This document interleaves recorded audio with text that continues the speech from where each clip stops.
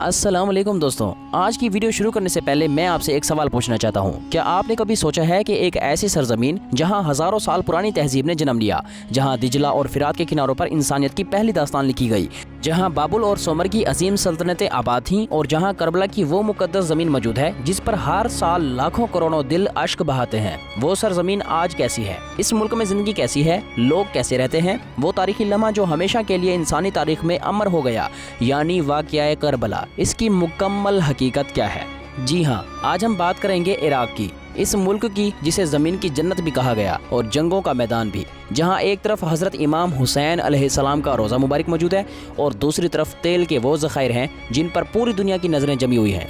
आज की इस वीडियो में हम जानेंगे इराक की तारीख, करबला का मुकम्मल वाक़या, इमाम हुसैन अलैहिस्सलाम और दीगर इस्लामी शख्सियात की शहादत का दर्द, इराक की ज़ियारत, सकाफ़त, मईशियत और बहुत कुछ। लिहाजा दोस्तों वीडियो को आखिर तक ज़रूर देखिएगा क्योंकि सबसे अहम और हैरानकुन बातें आखिर में हैं। अगर आप हमारे इस चैनल पर नए हैं तो आपको बहुत बहुत खुशामदीद। सब्सक्राइब करना या ना करना आपका काम है। तो आइए दोस्तों चलते हैं इराक के एक शानदार सफ़र पर। इराक, ये नाम सुनते ही जहन में क्या आता है? जंग, तेल या करबला का दर्द। लेकिन दोस्तों इराक सिर्फ यही नहीं है। इराक वो मुल्क है जहाँ इंसानी तहजीब ने सबसे पहले आंख खोली। मेसोपोटामिया यानी दो दरियाओं के दरमियान की सरजमीन वो जगह है जहाँ इंसान ने पहली बार लिखना सीखा, पहली बार कानून बनाया और पहली बार बाकायदा शहर आबाद किए। आज से तकरीबन 7000 साल पहले जब दुनिया के अक्सर लोग गारों में रहते थे, इस वक्त इराक में बड़े बड़े शहर, बाजार, इबादत गाहें और एक मुकम्मल जिंदा तहजीब मौजूद थी। इराक का रकबा तकरीबन 435,000 मुरबा किलोमीटर है। ये पाकिस्तान के तकरीबन आधे रकबे के बराबर है। लेकिन आबादी के लिहाज से यहाँ इस वक्त 4 करोड़ 80 लाख से ज़्यादा लोग रहते हैं। इसके शुमाल में तुर्की और ईरान, मगरिब में शाम और इर्दन, जुनूब में सऊदी अरब और कुवैत, जबकि मशरिक में ईरान वाक़या है। यानी ये मुल्क मशरिक वस्ता के बिल्कुल कल्ब में वाक़या है। और जब भी मशरिक वस्ता में कुछ होता है, इराक अक्सर इसका मरकज़ बन जाता है। लेकिन असल बात यह है कि इराक की अहमियत सिर्फ जोग्राफियाई नहीं, इसकी अहमियत रूहानी, तारीख़ और मजहबी भी है। इस्लामी दुनिया के लिए ये मुल्क ऐसा मकाम रखता है जिसकी मिसाल मिलना मुश्किल है। यहाँ नजफ़ अशरफ में हज़रत अली अलैहिस्सलाम का रोज़ा मुबारक है, करबला में हज़रत इमाम हुसैन अलैहिस्सलाम और हज़रत अब्बास अलैहिस्सलाम के मज़ारात हैं। सामरा में इमाम अली नकी हादी अलैहिस्सलाम और इमाम हसन अस्करी अलैहिस्सलाम आराम फरमा है, जबकि काज़मीन में इमाम मूसा काज़िम अलैहिस्सलाम और इमाम मोहम्मद तकी अलैहिस्सलाम के मज़ारात मौजूद हैं। यानी ये मुल्क सिर्फ एक मुल्क नहीं बल्कि अहले ईमान के लिए ज़मीन पर जन्नत का एक टुकड़ा है। आपको यकीन नहीं आएगा कि हर साल अरबाइन के मौका पर इराक में दुनिया का सबसे बड़ा इंसानी इज्तिमा होता है। 2 करोड़ से ज़्यादा लोग इसमें शिरकत करते हैं। लोग नजफ़ से करबला तक तकरीबन 70 किलोमीटर का सफ़र पैदल तय करते हैं। आंखों में आंसू, दिलों में इश्क और होंठों पर या हुसैन अलैहिस्सलाम का नारा होता है। ये मंजर देखकर पत्थर दिल इंसान भी पिघल जाता है। अब आते हैं इस बाब की तरफ जिसका इंतज़ार आप में बहुत से लोग कर रहे हैं, करबला। बात शुरू होती है 60 हिजरी से, जब यजीद बिन माविया ने मुसलमानों की खिलाफत पर कब्जा किया। यजीद एक ऐसा हुक्मरान था जिसका किरदार इस्लामी इक़्तिदार से बिल्कुल मुख्तलिफ था। शराब नोशी, जुल्म, फसक़ व फजूर और नाइंसाफ़ी इसकी पहचान बन चुके थे। इसने चाहा कि हज़रत इमाम हुसैन अलैहिस्सलाम इसके हाथ पर बैत करें, यानी इसकी हुकूमत को जायज़ तस्लीम करें। लेकिन इमाम हुसैन अलैहिस्सलाम जो नबी करीम सल्लल्लाहु अलैहि वसल्लम के नवासे और हज़रत अली अलैहिस्सलाम और हज़रत फ़ातिमा ज़हरा अलैहिस्सलाम के फ़र्जंद थे, इन्होंने साफ इनकार कर दिया। इन्होंने फरमाया, मुझ जैसा शख्स यजीद जैसे शख्स की बैत नहीं कर सकता। ये एक ऐसा जुमला था जिसने तारीख़ का रुख बदल दिया। इमाम हुसैन अलैहिस्सलाम जानते थे कि अगर इन्होंने यजीद की बैत कर ली तो इस्लाम का चेहरा हमेशा के लिए मसख हो जाएगा। इसलिए इन्होंने जान देना कबूल किया, लेकिन बातिल के सामने सर झुकाना कबूल ना किया।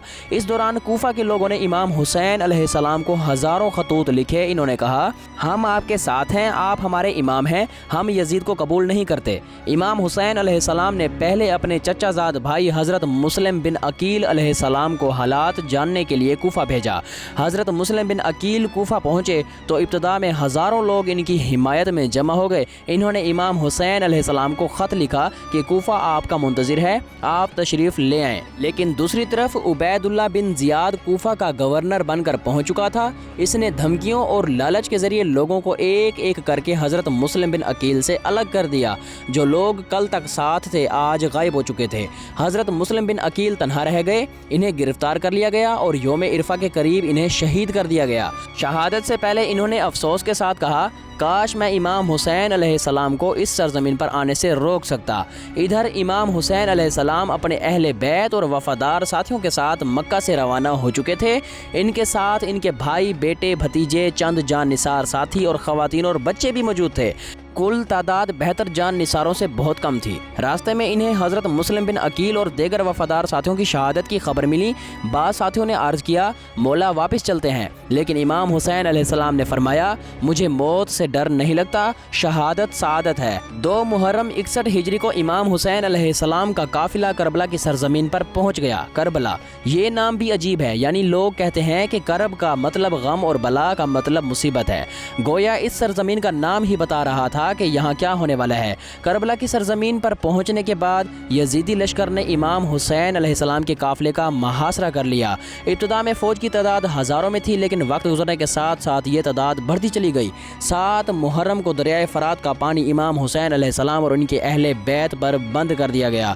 ذرا تصور کیجئے، ایک طرف ہزاروں مسلح سپاہی اور دوسری طرف چند درجن افراد، جن میں عورتیں اور معصوم بچے بھی شامل تھے۔ خیموں میں پیاس بڑھتی جا رہی تھی، بچے پانی پانی پکار رہے تھے، لیکن امام حسین علیہ السلام نے صبر، استقامت اور حق کا دامن نہیں چھوڑا۔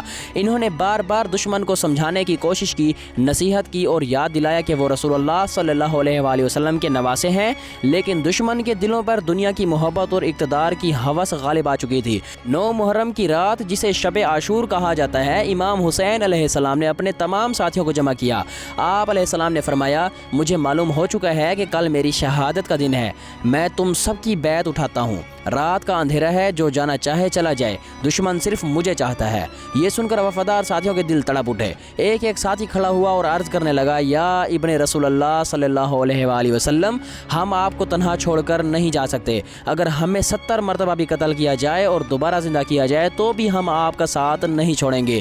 حضرت عباس علیہ السلام، حضرت علی اکبر علیہ السلام، حبیب ابن مظاہر، مسلم بن اوسجہ اور دیگر جان نثاروں نے اپنی وفاداری کا اعلان کیا۔ یہ تاریخ کی وہ رات تھی جس میں وفا نے اپنی بلند ترین مثال قائم کی۔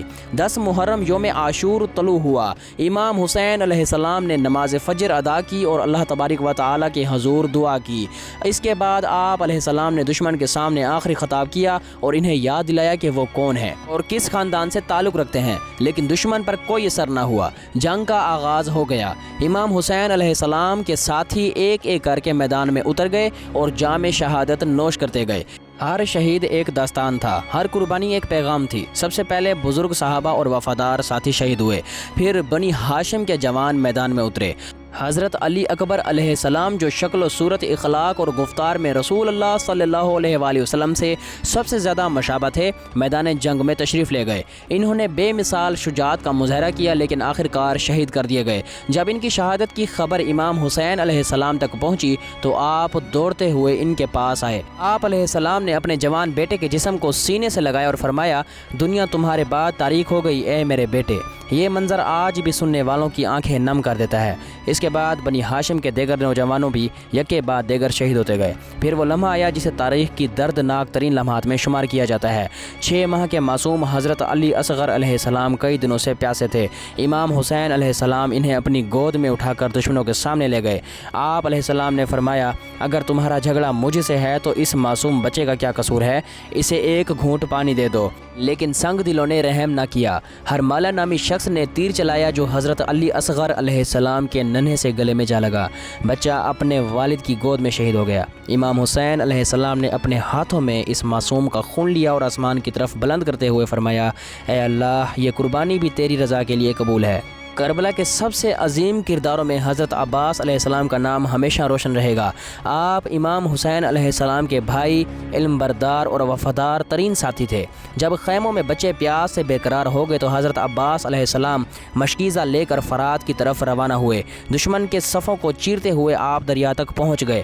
جب آپ نے پانی تک رسائی حاصل کی تو اپنے ہاتھ میں پانی لیا اور فوراً یاد آیا کہ امام حسین علیہ السلام اور بچے پیاسے ہیں۔ آپ علیہ السلام نے پانی پینے سے انکار کر دیا اور اور مشغیزہ بھر کر واپس روانہ ہو گئے۔ راستے میں دشمن نے چاروں طرف سے حملہ کر دیا، ایک بازو قلم ہوا، پھر دوسرا بازو بھی کاٹ دیا گیا، لیکن حضرت عباس علیہ السلام نے مشغیزے کو گرنے نہ دیا۔ آخر کار ایک تیر مشغیزے میں جا لگا اور پانی بہہ گیا، پھر ایک شدید ضرب نے حضرت عباس علیہ السلام کو زمین پر گرا دیا۔ انہوں نے آخری مرتبہ پکارا، یا آقا یا حسین۔ امام حسین علیہ السلام دوڑتے ہوئے آئے، اپنے بھائی کو اس حالت میں دیکھ کر فرمایا، اب میری کمر ٹوٹ گئی عباس۔ حضرت عباس علیہ السلام کی شہادت نے خیموں میں کہرام برپا کر دیا۔ اب امام حسین علیہ السلام تقریباً تنہا رہ گئے تھے، تمام ساتھی، بھائی، بھتیجے اور بیٹے شہید ہو چکے تھے۔ اس کے باوجود امام حسین علیہ السلام نے ہمت نہ ہاری۔ آپ علیہ السلام نے نماز ظہر ادا کی اور پھر میدان میں تشریف لے گئے۔ تاریخ بیان کرتی ہے کہ آپ کے جسم مبارک پر بے شمار زخم تھے، لیکن آپ ثابت قدم رہے۔ اس دوران ایک اور عظیم واقعہ پیش آیا۔ حضرت حرب بن یزید ریاحی، جو ابتدا میں یزیدی لشکر کے کمانڈر تھے اور جنہوں نے امام حسین علیہ السلام کے قافلے کا راستہ روکا تھا، ان کے دل میں انقلاب آ گیا۔ انہوں نے سوچا کہ وہ جنت اور جہنم کے درمیان کھڑے ہیں۔ آخر کار انہوں نے حق کا راستہ اختیار کیا۔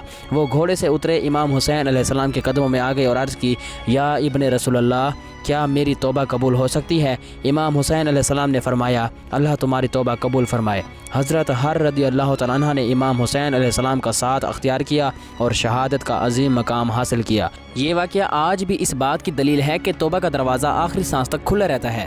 آخر کار وہ لمحہ بھی آ گیا جب امام حسین علیہ السلام خود میدان میں تنہا رہ گئے۔ آسمان غمگین تھا، زمین لرز رہی تھی اور تاریخ ایک ایسی باب کو دیکھ رہی تھی جو ہمیشہ کے لیے امر ہونے والا تھا۔ اب میدان کربلا میں صرف امام حسین علیہ السلام باقی رہ گئے تھے۔ آپ علیہ السلام کے تمام ساتھی، عزیز اور اقارب اور اہل بیت کے جوان شہید ہو چکے تھے۔ خیموں میں عورتیں اور بچے موجود تھے جو اپنے محافظوں کو ایک ایک کر کے قربان ہوتے دیکھ چکے تھے۔ امام حسین علیہ السلام نے آخری مرتبہ خیموں کا رخ کیا، اہل حرم سے وداع کی، بچوں کو تسلی دی اور اپنی بہن حضرت زینب سلام علیہا کو صبر کی تلقین فرمائی۔ اس کے بعد آپ علیہ السلام میدان کی طرف روانہ ہوئے۔ تاریخ گواہ ہے کہ امام حسین علیہ السلام نے تنہا ہونے کے باوجود ایسی شجاعت کا مظاہرہ کیا کہ دشمن کے بڑے بڑے سورما بھی قریب آنے سے گھبراتے تھے۔ آپ علیہ السلام بار بار دشمن کو یاد دلاتے رہے، میں رسول اللہ صلی اللہ علیہ وآلہ وسلم کا نواسہ ہوں، بتاؤ میرا جرم کیا ہے؟ لیکن اقتدار کی محبت نے ان کے دلوں کو اندھا کر دیا تھا۔ دشمن چاروں طرف سے حملہ آور ہوا۔ امام حسین علیہ السلام شدید زخمی ہو چکے تھے، لیکن پھر بھی حق کا پرچم بلند کیے کھڑے تھے۔ آخر کار ایک وقت آیا جب زخموں کی شدت بڑھ گئی اور آپ گھوڑے سے زمین پر تشریف لے آئے۔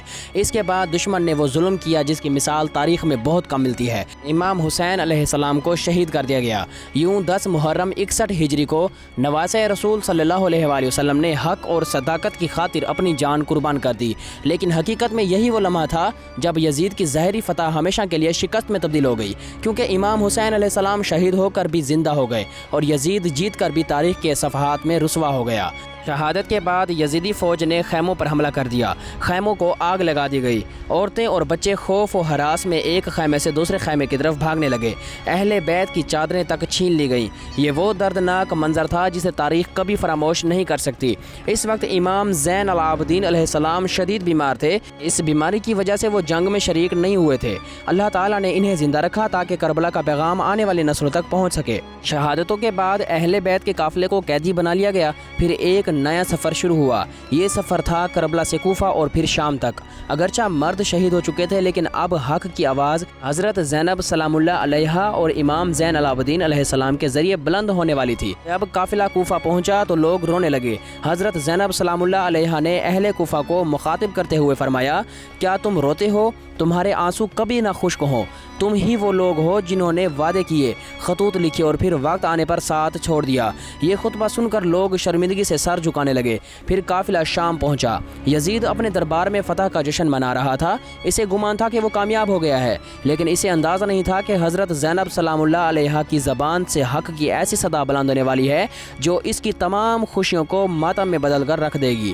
حضرت زینب سلام اللہ علیہا دربار یزید میں کھڑی ہوئیں اور نہایت جرات کے ساتھ خطاب فرمایا۔ آپ علیہ السلام نے یزید کے ظلم کو بے نقاب کیا۔ آپ علیہ السلام نے بتایا کہ حق کس کے ساتھ تھا اور باطل کس کے ساتھ۔ آپ علیہ السلام کے الفاظ نے پورے دربار کو ہلا کر رکھ دیا۔ لوگ جو یزید کی تعریف کر رہے تھے خاموش ہو گئے، بعض رو بھی پڑے اور بہت سے لوگوں کو پہلی مرتبہ معلوم ہوا کہ کربلا میں اصل میں ہوا کیا تھا۔ امام زین العابدین علیہ السلام نے بھی دربار شام میں ایک عظیم خطبہ ارشاد فرمایا۔ آپ علیہ السلام نے اپنے خاندان کا تعارف کروایا اور بتایا کہ وہ رسول اللہ صلی اللہ علیہ وآلہ وسلم کے اہل بیت ہیں۔ لوگ حیران رہ گئے۔ آہستہ آہستہ یزید کے خلاف رائے عامہ بننا شروع ہو گئیں۔ بالآخر یزید کو اہل بیت کو رہا کرنا پڑا۔ قافلہ مدینے واپس روانہ ہوا، لیکن اب مدینہ وہ مدینہ نہیں تھا۔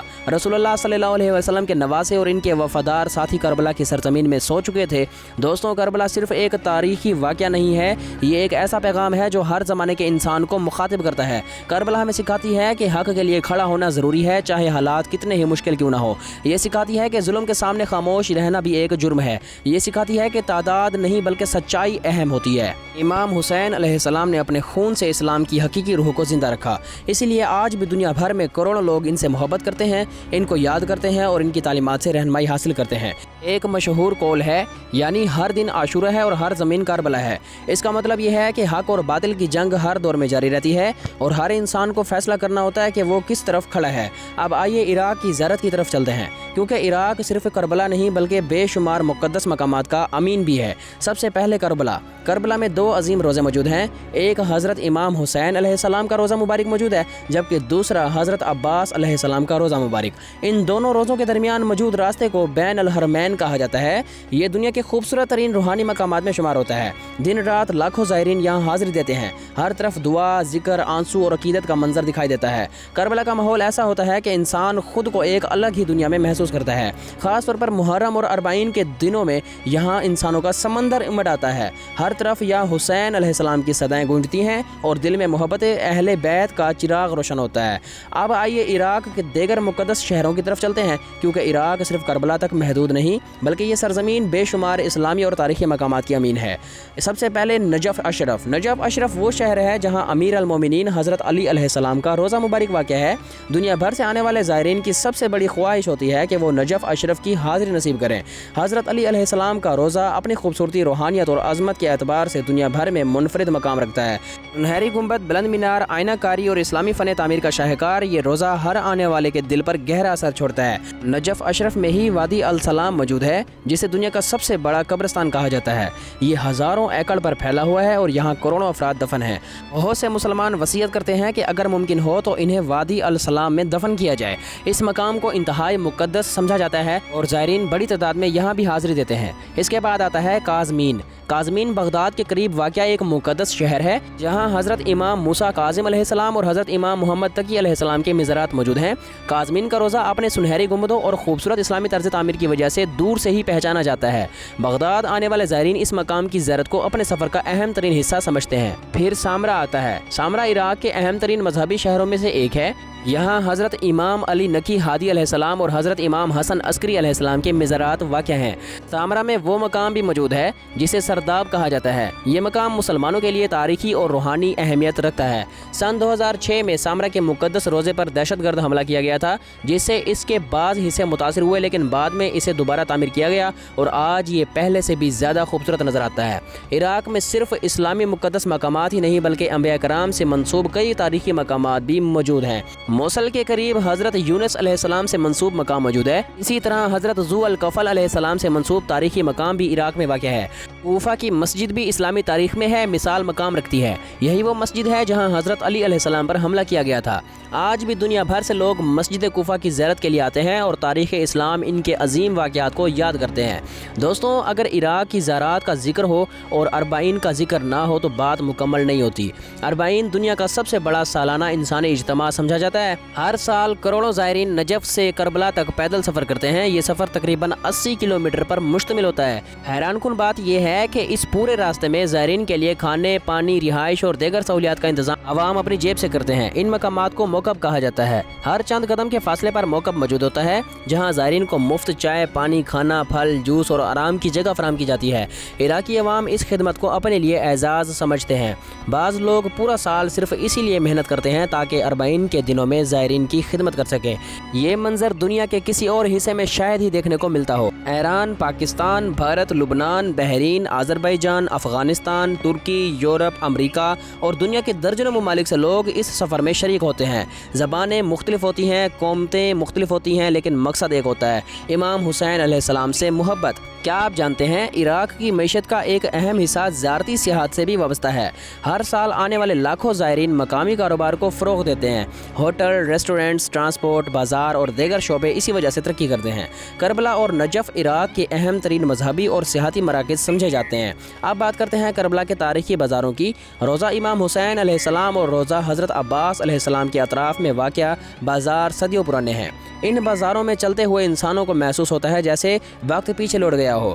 تنگ گلیاں، چھوٹی دکانیں، خوشبوؤں سے مہکتی فضا، کتابوں کی دکانیں، اس کے علاوہ تسبیحیں، سجدہ گاہیں، عطر، کھجوریں اور دیگر یادگاری اشیاء ہر طرف دیکھنے کو ملتی ہیں۔ دنیا بھر سے آنے والے زائرین یہاں سے تبرکات خریدتے ہیں۔ کربلا کی مٹی سے بنی ہوئی تسبیحیں اور سجدہ گاہیں پوری دنیا میں مشہور ہیں۔ بہت سے لوگ انہیں بطور تبرک اپنے گھروں میں لے جاتے ہیں۔ کربلا کے بازاروں میں پاکستانی، بھارتی، ایرانی اور عرب زائرین بڑی تعداد میں نظر آتے ہیں۔ بعض دکاندار اردو تک بول لیتے ہیں کیونکہ برِ صغیر سے آنے والے زائرین کی تعداد بہت زیادہ ہوتی ہے۔ محرم اور اربعین کے دنوں میں کربلا کا منظر ناقابل بیان ہو جاتا ہے۔ ہر طرف سیاہ لباس نظر آتا ہے، نوحہ خوانی کی آوازیں سنائی دیتی ہیں، زائرین دعا کرتے ہوئے، قرآن پڑھتے ہوئے اور روزوں کی طرف جاتے ہوئے دکھائی دیتے ہیں۔ لاکھوں انسان ایک جگہ جمع ہوتے ہیں، لیکن اس کے باوجود نظم و ضبط اور امن کی مثال قائم رہتی ہے۔ یہ دنیا کے ان چند اجتماعات میں سے ایک ہے جہاں اتنی بڑی تعداد کے باوجود محبت، احترام اور خدمت کا جذبہ نمایاں ہوتا ہے۔ دوستو، کربلا صرف ایک شہر نہیں، یہ ایک فکر ہے، یہ ایک پیغام ہے، یہ ایک درسگاہ ہے۔ کربلا ہمیں سکھاتی ہے کہ حق کے لیے قربانی دینی پڑے تو پیچھے نہیں ہٹنا چاہیے۔ یہ سکھاتی ہے کہ ظلم کے سامنے خاموش رہنا درست نہیں۔ یہ سکھاتی ہے کہ انسان کی اصل طاقت اس کے اصول ہوتے ہیں، نہ کہ اس کی تعداد یا دولت۔ اگر ہم واقعہ کربلا کو صرف ایک تاریخی واقعہ سمجھ کر پڑھیں گے تو شاید ہم اس کے اصل پیغام کو نہ سمجھ سکیں، لیکن اگر ہم اس کے پیغام پر غور کریں تو ہمیں معلوم ہوگا کہ امام حسین علیہ السلام نے انسانیت کو ایک ایسا سبق دیا جو قیامت تک زندہ رہے گا۔ انہوں نے بتایا کہ حق کا راستہ ہمیشہ آسان نہیں ہوتا، لیکن یہی راستہ کامیابی کا راستہ ہے۔ انہوں نے ثابت کیا کہ سچائی کے لیے قربانی دینا ہی اصل کامیابی ہے۔ دوستوں، آج بھی جب محرم آتا ہے تو کربلا کا پیغام دنیا بھر میں دوبارہ زندہ ہو جاتا ہے۔ مجالس میں، جلوسوں میں، نوحوں میں، دعاؤں میں اور آنسوؤں میں کربلا زندہ رہتی ہے، اور جب تک دنیا میں ظلم موجود رہے گا کربلا کا پیغام بھی زندہ رہے گا۔ جب تک انسان حق اور باطل کے درمیان فرق کو سمجھنے کی کوشش کرتا رہے گا، امام حسین علیہ السلام کا نام زندہ رہے گا۔ آج کی اس ویڈیو کو دیکھنے کے بعد اگر آپ کے دل میں کوئی جذبہ پیدا ہوا، اگر آپ نے کچھ نیا سیکھا، اگر آپ سوچنے پر مجبور ہوئے تو ہماری یہ کوشش کامیاب ہو گئی۔ دوستو، کمنٹ میں ضرور بتائیے کہ واقعہ کربلا کا کون سا لمحہ آپ کو سب سے زیادہ متاثر کرتا ہے۔ کیا حضرت عباس علیہ السلام کی وفاداری؟ کیا حضرت علی اکبر علیہ السلام کی قربانی؟ کیا حضرت علی اصغر علیہ السلام کی مظلومیت؟ یا حضرت زینب سلام اللہ علیہا کی بہادری اور صبر؟ اپنی رائے ضرور شیئر کیجیے گا۔ اگر آپ کو یہ ویڈیو پسند آئی ہو تو اسے لائک کیجیے اور اپنے دوستوں کے ساتھ بھی شیئر کیجیے، اور ہمارے چینل کو سبسکرائب کرنا مت بھولیے۔ اللہ تعالیٰ آپ سب کو اپنے حفظ ایمان میں رکھے، آمین۔ ملتے ہیں ایک نئی ویڈیو میں، تب تک کے لیے اپنا اور اپنے پیاروں کا خیال رکھیں۔ اللہ حافظ۔